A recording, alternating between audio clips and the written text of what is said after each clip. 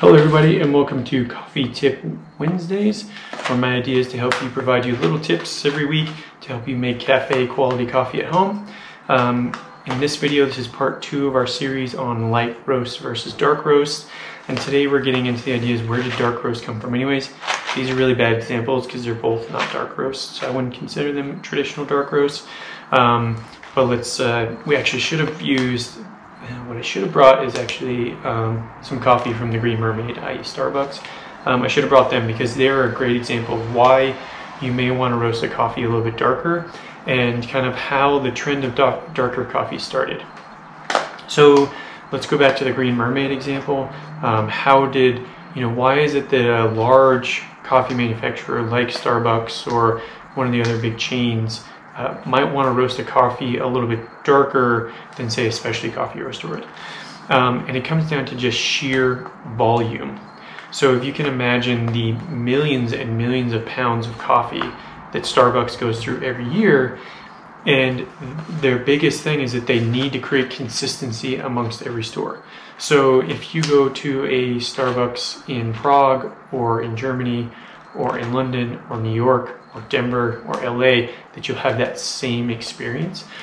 Interesting enough, I have noticed that I used to drink regular whole milk, and you notice the flavor difference, especially when you get out of the country, in the different milk qualities, especially in Europe versus the United States.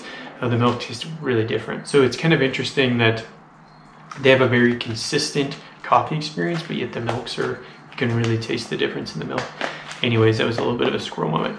But when you're doing sheer volume like that and you want to create consistency, and you're having to source coffee from producers all over the world, and you're trying to get that same flavor, the darker you roast the coffee, you can make that roasted flavor a little bit more predominant, and it will allow you to even out the flavors of all the other coffees. So say, and I've never worked in their sourcing, or which would be really fascinating actually. I think it would be great to talk to one of their sourcers. But like say they know that in the springtime they're going to get a lot of coffees from, say, Guatemala and Colombia, and so that's going to make their espresso base. Well, and then they know that as summer peaks and we get into fall, they're like the Kenyans and a lot of these other countries, their harvests are coming through, so we're going to start pulling those, and maybe we might start pulling some Brazils, and so we have all these different coffees. Well, if we roast them darker, so if we kind of get that, if we caramelize those sugars. And for the longest time, I used to say like that roasty, ashy flavor. I think with really cheap coffee, you'll see that heavy ash flavor.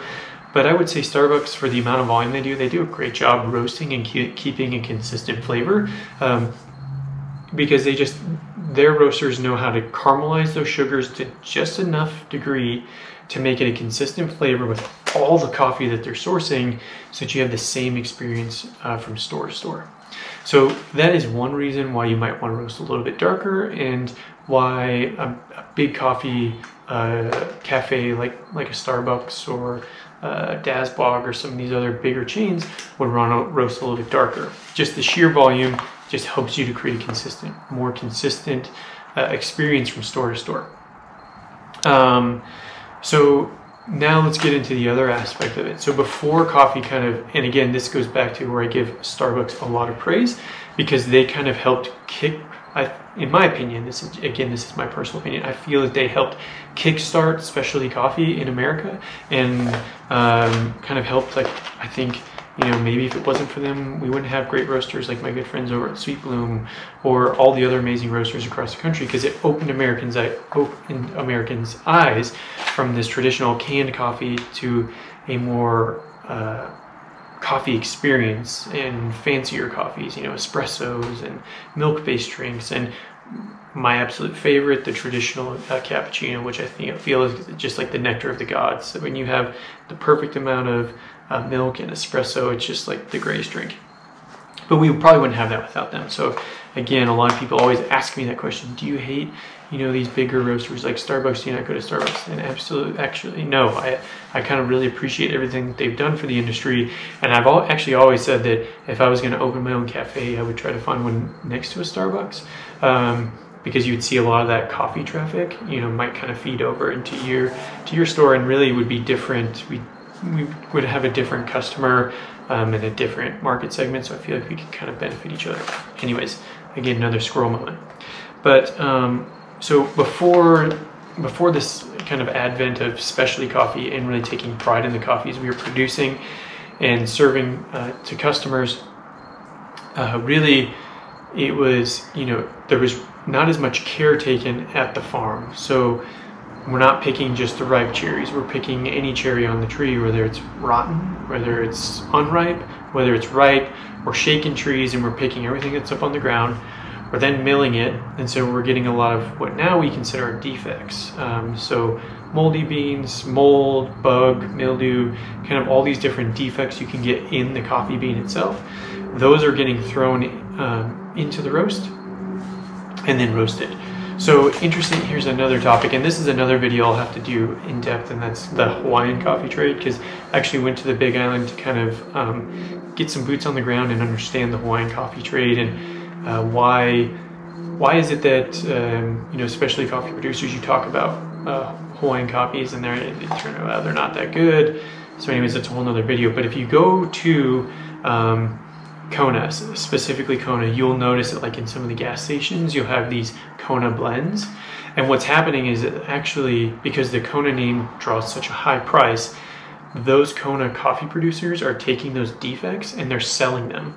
And then they're selling them off to a coffee roaster that's then mixing in like a cheaper Colombian or a Brazil, and then with those defects, and then roasting it dark, and now you're like, oh, I've had this official Kona coffee. So something to think about if you're going to Kona and you go into those stores and you find a cheap bag of Kona coffee.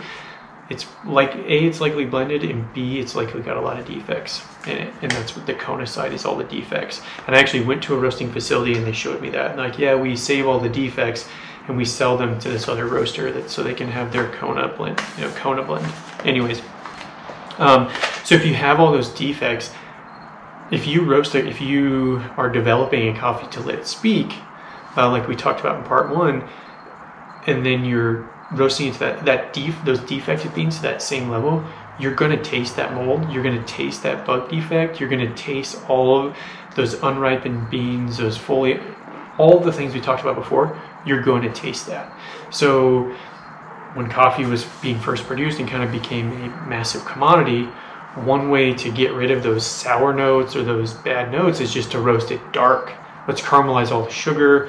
Let's let that roasty, kind of ashy or caramelized sugar note predominate any other flavors in the coffee, and then it will give us a consistent taste. So really, we're kind of roasting out the defects so that we can get that caffeine buzz, right? Because that was it. That was kind of the thing is, we need that caffeine hit. Like the advent of espresso in Europe, the factory workers wanted a way to get a quick shot of caffeine to help them keep working. And rather than taking the time to drink a full cup of coffee, you can do essentially, espresso is 18 to 20 grams, depending on what you're doing. A full cup of coffee is made with 18 to 20 grams. So what if we use a little bit of pressure? We squirt that in the cup and we drink it down. So we've gone a little bit long on this coffee tip Wednesday on dark roasted, but there's just a lot of area to cover in this topic. So that's kind of why were dark roasts so prominent, and now why in this third wave has these lighter roasts come about, and now why are we, and then we'll kind of talk about light roasts, and then we'll get into, now we start to see coffees kind of going a little bit darker again, and we'll kind of talk about that. Hopefully it'll bring us full circle back to this original conversation of actually developing a coffee and not just roasting it to a certain degree or another.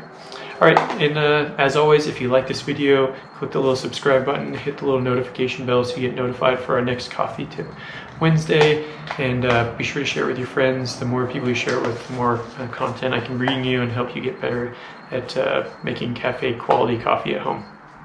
And as always, coffee, pedal, repeat.